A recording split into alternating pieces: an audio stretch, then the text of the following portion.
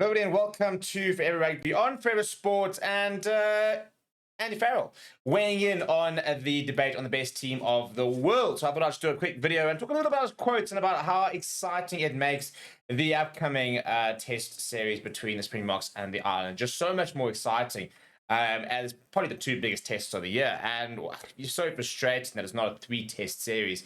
But it is what it is, and it's going to be an absolute cracker and very interesting times in World Rugby at the moment with regards to the Rugby World Order in terms of Ireland and just how good they've been, for example, in terms of the reforms apparently being considered and potentially being tailed by World Rugby that came out yesterday. A lot of resistance going towards them.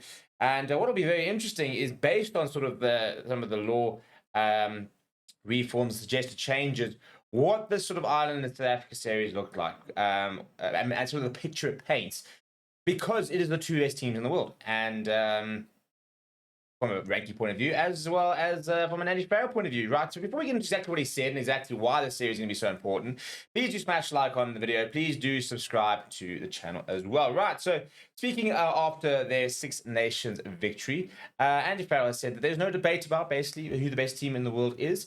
And he was asked, obviously, moving on from the Six Nations into the next series, which will be against South Africa.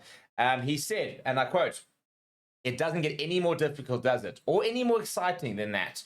He says, "All you want is an opportunity to put yourself out there against the best, and South Africa are 100% the best." So for all the South African fans who've been very upset in the last few weeks about Ireland being called the best and not being given the respect we deserve, Andy Farrell, the head coach of Ireland, has moved to quell any suggestions that they are the best. He has said that the Springboks are 100% the best team in the world. He said being able to go out there and test ourselves over there, we've managed to win one game over there before, will be great for our development going forward. He then spoke about sort of the consistency and playing, best teams in the world, for example. They'll take on the All Blacks at the end of the year, Argentina, Fiji, and Australia during that sort of tour. So they are really playing some really, really good teams throughout the year. And he said to be consistently at your best is probably impossible, but that is what we're going after. He says, but when class players drop out of the squad, it's always going to take time to build back up.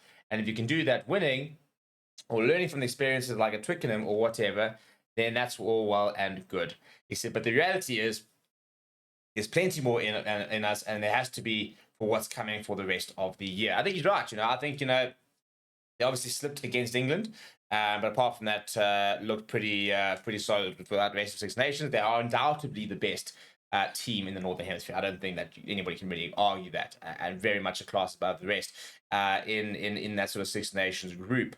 However, it is now going to be about the series in June, July, and I've really enjoyed the war of words, really, that's been happening, and just how upset everybody's getting about the sort of the idea of who the best team in the world. And I think one thing for certain is that July will show us that. If Ireland come down and beat South Africa 2-0, for example, then I don't think as South Africans we can turn around and say we're the best team in the world at the moment, because yes, we're world champions, but you can't ride that way forever. Right now, there's no argument to say the Springboks aren't the best team in the world. The last time they played, they won a World Cup final. That was the last time. That is the most recent result we have to go for from the Springboks. The last time Ireland played, they won a Six Nations, and they're currently ranked second in the world.